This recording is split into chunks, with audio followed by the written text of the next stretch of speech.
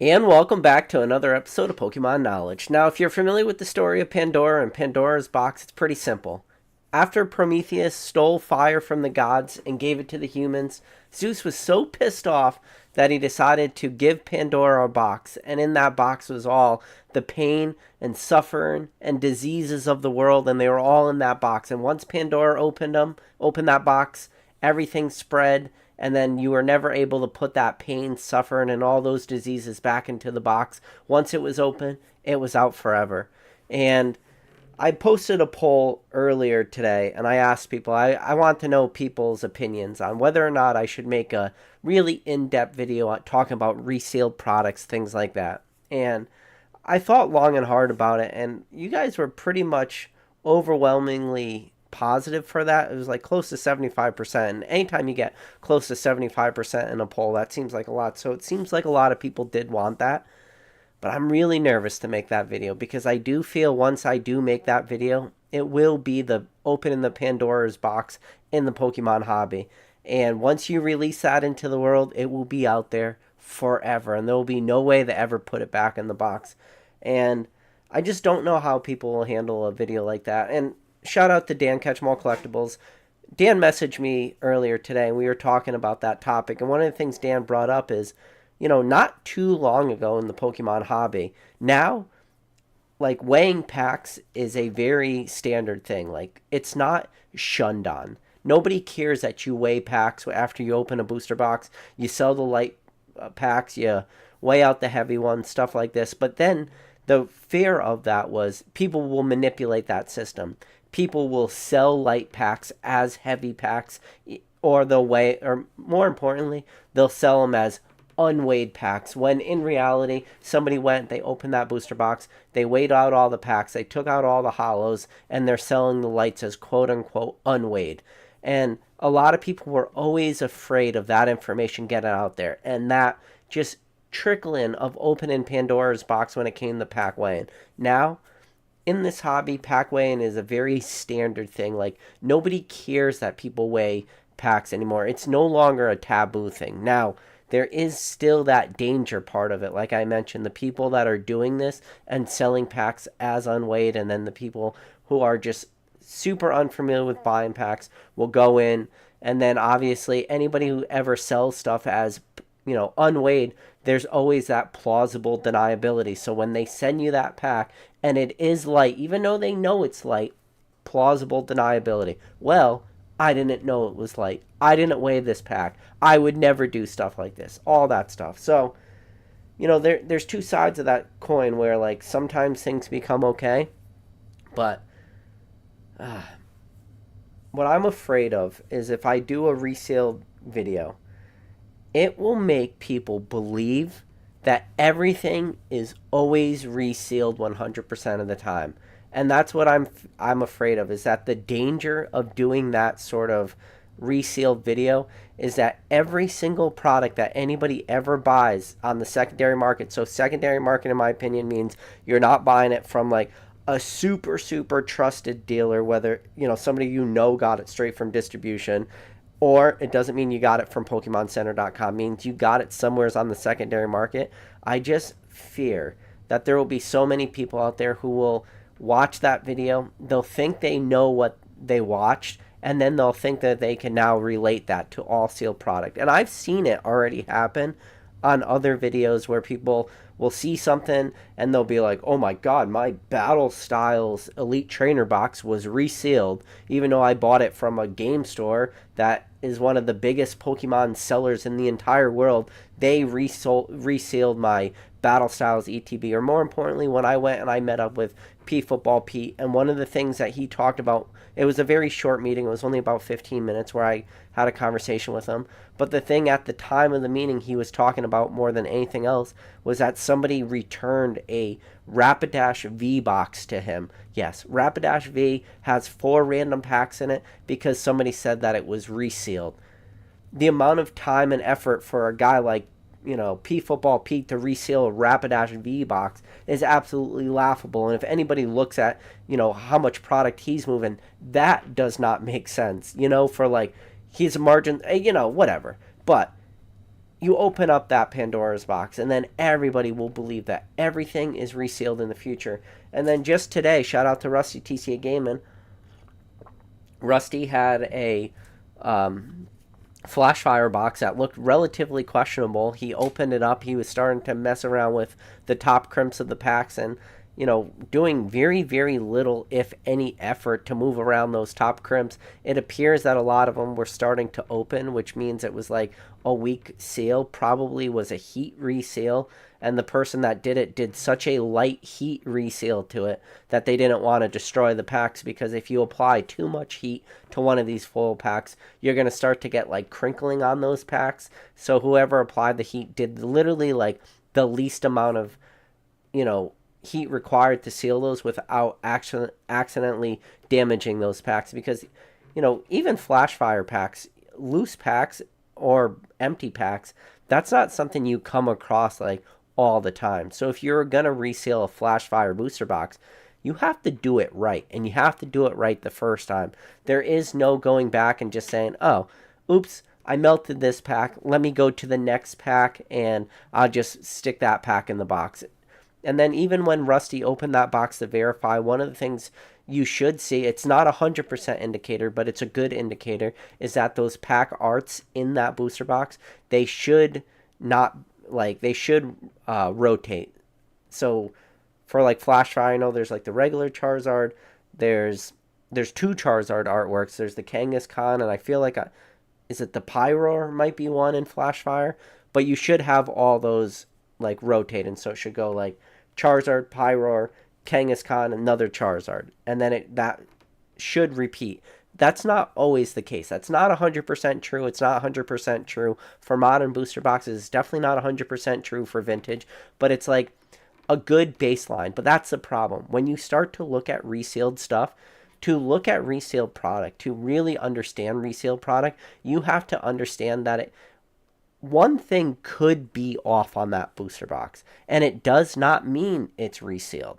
And that's the problem, because I'm just afraid that people will see like one indicator and they'll instantly say, oh, this is resealed, when it might not be.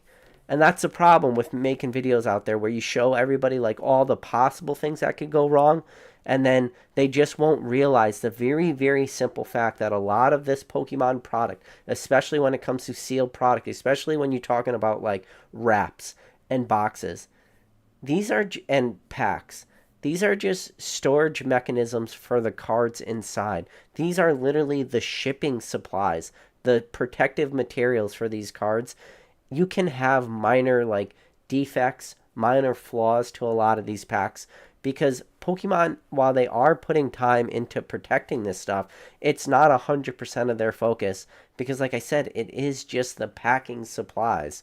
So my fear is if I release that video, people will just not really still know what they're looking at, and they'll just think everything is resealed no matter what. And even a modern booster box, like, you can have it where the crimps where the seal is might be a little torn. There's real little things that could happen, which does not mean that booster box is fake. But yeah, I'm worried about making that video. But yeah, but then there's like the very obvious stuff, but doesn't even need a video, where somebody will order product that is very clearly resealed or very clearly tampered with, and packs are just wide open. Things. Shout out to PokeRev. PokeRev bought all those Amazon return items, and every single one of those products that PokeRev opened, all the products were opened, and they were just returned to Amazon. And then I forget what Amazon calls it, like they're like second chance products or something. But every single one of those products was tampered with or just completely resealed. And this is the thing too. The problem with reseals, and the hardest part of reseals, and the thing that is probably the worst about reseals, is that on a very entry level, you can reseal anything and pass it off to people. Like, any mom buying this product for their kids, they're probably not going to know like what to look for.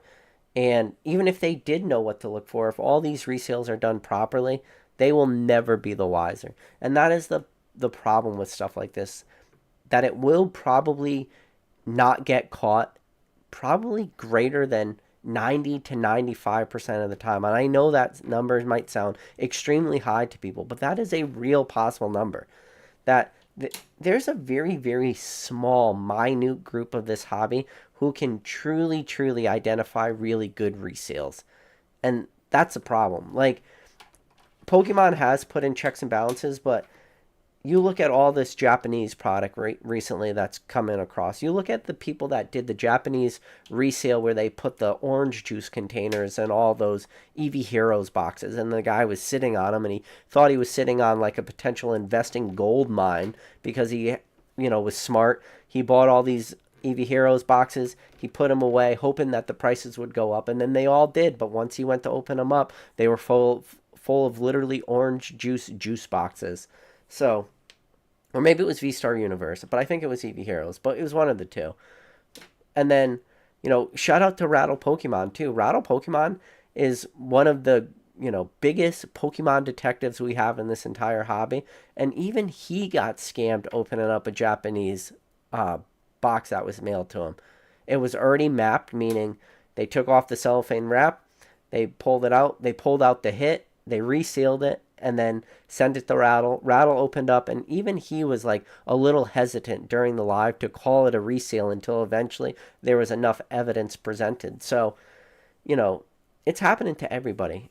And the problem is if you talk to enough people, when you're in this hobby for long enough, it's damn near impossible to not come across at least one resale in your life. Obviously, the extremely big ones always come more to light, right? Like, recently you had a bunch of different fake expedition. This is how I got to use my words correctly.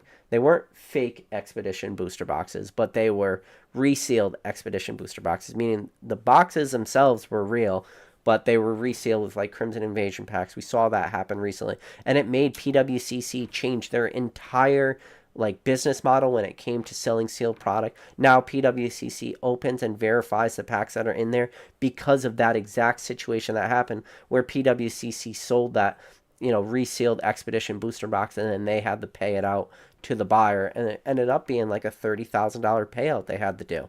So, but even that, and then you go to BBCE, who verified that, authentic case of first edition booster boxes, which more or less helped truly put Rattle on the map because that was one of his greatest like detective works he's ever done, that original Logan Paul fake booster box series. And a lot of people would never be able to identify that case was fake.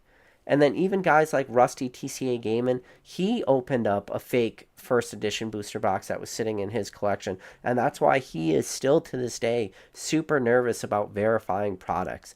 And, guys that, some of the guys in this hobby that have handled more vintage sealed product than anybody else in this hobby is PokeRev. And even PokeRev bought a, fake Neo Genesis, a fake Japanese Neo Genesis booster box. Like, PokeRev's been scammed,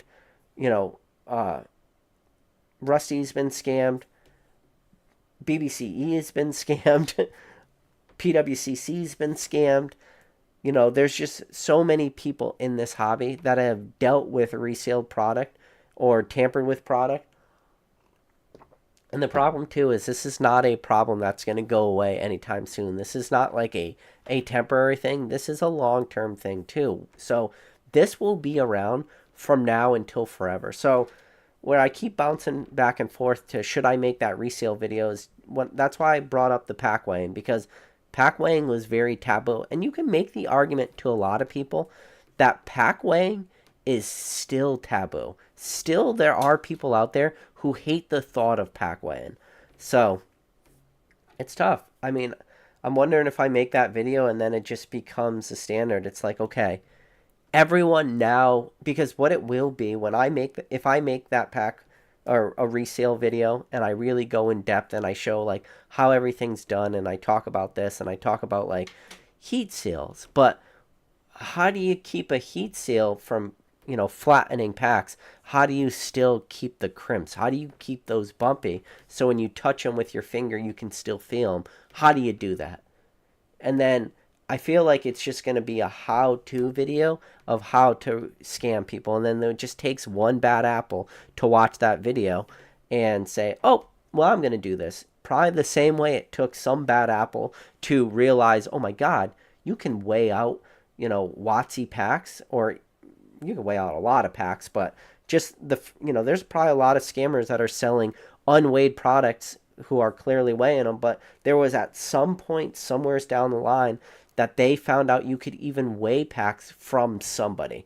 And then that somebody could have caused that, like, it's tough. I don't know. I don't know if there's a right answer. I don't want to, because it will become a how-to video. And then I have a feeling if I do a how-to video, everybody at home will just try to copy it and try to do it themselves. And, it's going to be tough. I don't know. I don't know how exactly to do it. But, yeah, so that's what I want to talk about. It's that Pandora's, opening Pandora's box kind of stuff in this hobby. And there's a lot of things that happens. Once you open Pandora's box for a lot of items in this hobby, or a lot of conversations in this hobby, it goes out into the world and it's there forever. You will never be able to put it back into the box once it's gone. So, but, I also look at all the people, and there are so many people taking advantage of stuff like this, and especially you see it on the Whatnot platforms and stuff like this. But big shout out tonight. If you guys are not in the Rattle Discord, tonight is probably the night that you're going to want to join the Rattle Discord, because Rattle's going to be doing a live conversation with one of the Blake's Breaks breakers who is willing to come on into Rattle's Discord to tell everybody out there why he is in fact not a scammer. But that's not going to happen just yet. It's going to happen in about 15 minutes at 10 p.m. Eastern Standard Time. Now, if you're watching this live real time, I recommend as soon as this live is over, we'll hop right into the Rattle Discord. We'll give it a little raid with 100 people or whatever that are watching this, and then we could go hang out and watch Rattle interview that guy. Because it does sound like all those Blake's Breaks people were involved in it in some form.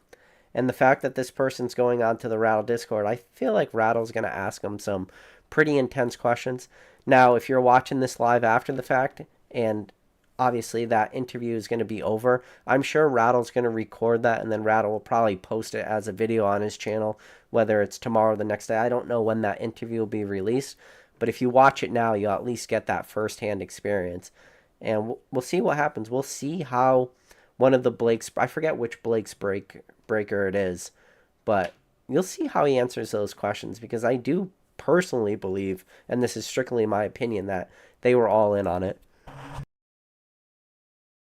Maybe I shouldn't have muted my microphone right there when I just sneezed, so shout out to Professor Oak. But yeah, man, it's interesting, that whole Pandora's box thing. And I want to make this a short live, and because I did do that poll, and I just want you guys to let you know that I'm thinking about it, but I'm not going to take it lightly, too. I feel like with great power comes great responsibility, but in this case where it's like, I will teach everyone how to reseal, and everybody will be able to reseal after this is over, and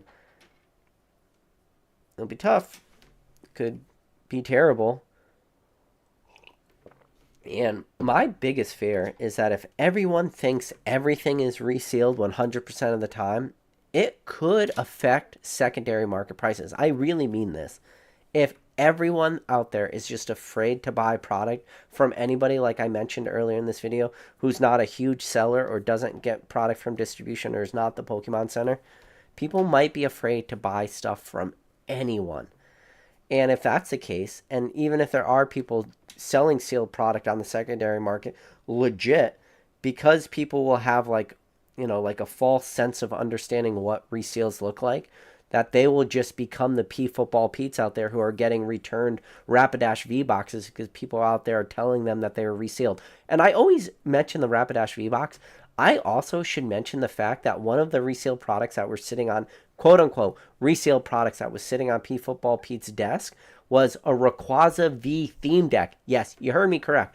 A product that doesn't even have packs in it. This is a guy who's selling thousands upon tens of thousands of booster boxes a year in just Pokemon. Forget about Yu-Gi-Oh and Dragon Ball and every other TCG and sports and all the stuff that he's in. The fact that somebody thought a Rayquaza V theme deck was resealed, like, that's a problem. A lot of the people you're going to sell stuff to, they'll still, like, that will be like the extent of their knowledge in this hobby, thinking that somebody like that would reseal a Rayquaza V theme deck. So I'm just afraid that if that information's out there, people are just going to get returns all the time. So, or they're going to send away non-resealed product, and then they're going to get back in return resealed product. So, Mr. Pumblechuck, good to see you. Number one mod in the game, Drew. Good to see you in the chat. Also, number one mod in the game is also number one homeowner remodeler in the game. I guess Drew decided to totally gut and remodel his bathroom, which, thoughts and prayers to you, Drew. I don't know how you do that, man. That's not an easy task to gut and remodel an entire bathroom by yourself. My wife would murder me. Drew said road to 6,969. Nice. Can't wait. I'm about 100 subscribers away. So if we get 100 more subscribers, I get to that magical number of 6,969, and then that's it. I am just happy. From that point on, that's my big, like, achievement right there.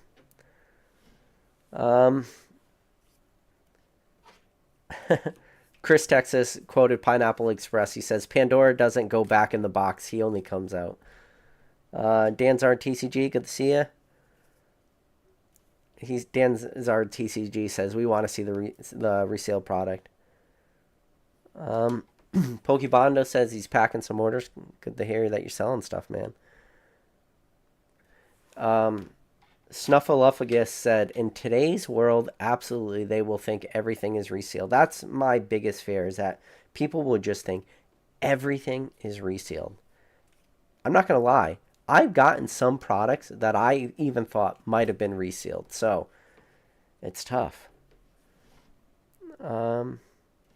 James Rich says, watched your CTR impression vid yesterday just for shits and gigs. Gets better every time I watch it. Yeah, it feels like a long time ago since I made that CTR vid. Let's see. Mr. Pumblechuck says, I bought a VMAX Climax box off Amazon. Packs were cut open when he opened the box. That is not a good feeling.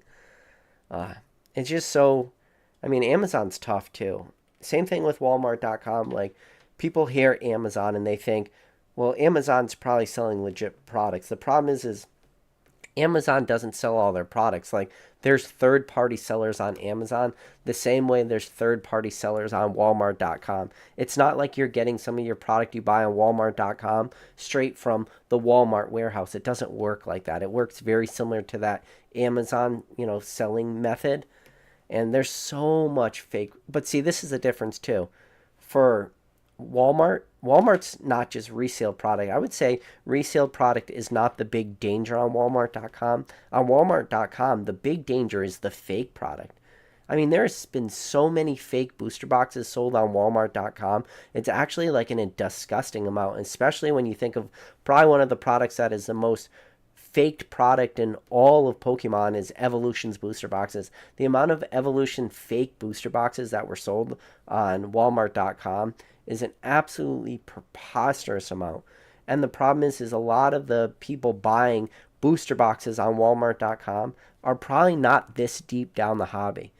So even though a lot of people probably get those Walmart Evolutions booster boxes, get them in hand and instantly realize they're fake, that is probably just a small percentage. There's probably a huge percentage of people out there.